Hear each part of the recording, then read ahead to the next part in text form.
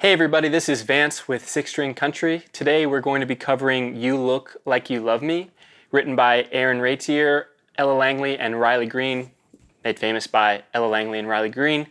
And we've got an interesting electric lesson today, telly-style vibe, just kind of putting a bunch of different pedal steel, piano, banjo, guitar, all that kind of stuff together just to make a fun part for us to play. Acoustic, we got a great little finger-picking part that kind of drives the whole song.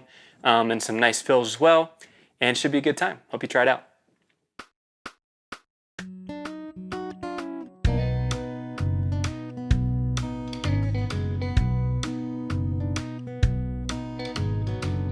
I was all but 22, I think at the time.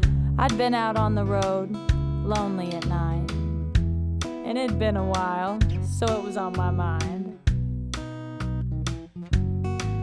Well, I saw him walk in with his cowboy hat, and I thought to myself, I could use some of that. His boots like glass on a sawdust floor had moves like nothing I'd ever seen before. So I walked right up, and I pulled him to the side. I handed that man a beer and looked him in the eye. And I said, baby, I think you're gonna want to hear this. Then I told him, excuse me, you look like you love me.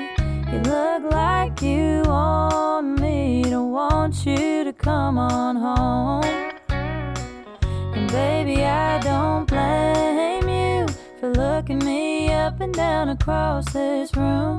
I'm drunk and I'm ready to leave, and you look like you love me. Hey everybody, this is the acoustic lesson for You Look Like You Love Me. We are in the key of B with our capo on the 4th fret, so playing like we're in the key of G.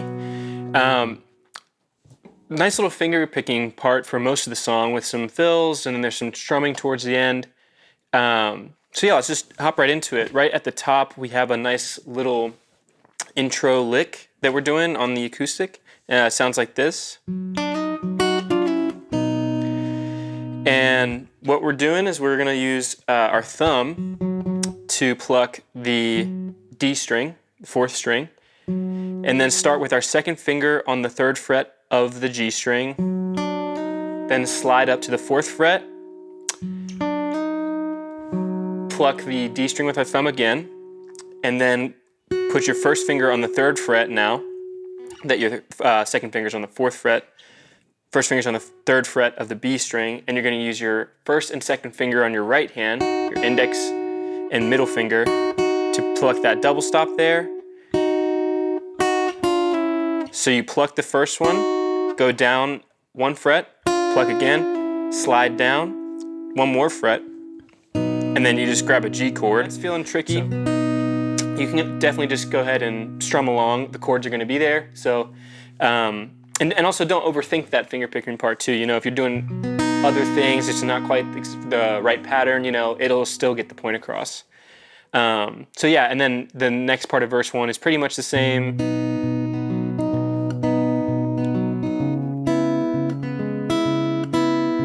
To C. And then we just hold C for 2 bars there, up to a D7. So this is kind of like our D shape, but 2nd finger on the 2nd fret of the G string, 1st finger on the 1st fret of the B, 3rd finger on the 2nd fret of the D, and then we get boom.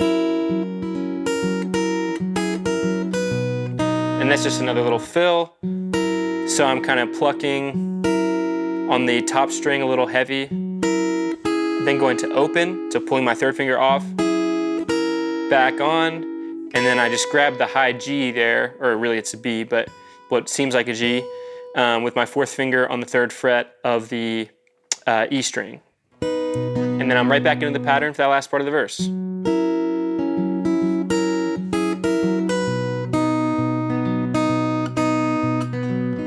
A minor again, and then with that I think we can try some of these things to tempo.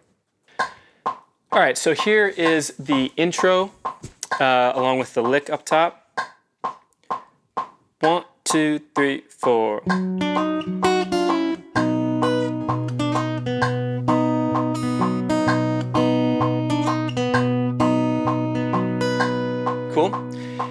we get into verse 1 here, and I'll just go ahead and play through all of verse 1 because that is where most of our fills in the verses are coming in. So here's all of verse 1. 1, 2, 3, 4.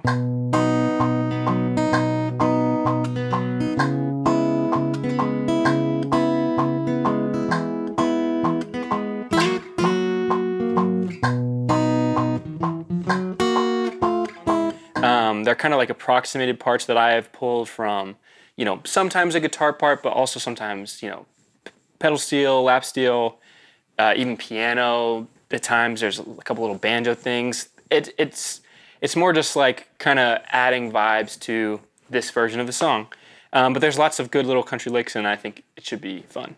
All right, so on the intro here, we are just right on the downbeat. There's a little acoustic pickup, but then sliding in, first finger on the barred on the 4th fret on the G and B strings, and then, right? So I'm just kind of grace sliding down with my 3rd finger into the 6th fret on the G string, down to 1, down to the D string on the 6th fret, back up to 1 on the G string. And then, so starting back on that 1, 6, 4, and then now 2nd finger on the 5th fret on the A string, up to the 3rd. And in the track, this rhythm kind of is offset with the way the acoustic's playing, so it's kind of nice to have them both, and just make sure you don't just follow the acoustic because you're hearing that too. Right? And then kind of hang out for a second. When we get back to the E chord, 4 chord, I'm just playing a C shape on the middle 4 strings here. So 4th finger on the 7th fret on the A, 3rd finger on the 6th fret on the D, 1st finger on the 4th fret of the G, 2nd finger on the 5th fret of the B. Looks like a C chord, but it's not. It's an E chord. And then we move up 2 frets for the D, and then we get this little, we all know that sound. So that's barring my pinky on the 7th fret of the top 2 strings, 3rd finger on the 6th fret again on the G string, and then as I'm barring, holding those top 2 strings, bend up a whole step.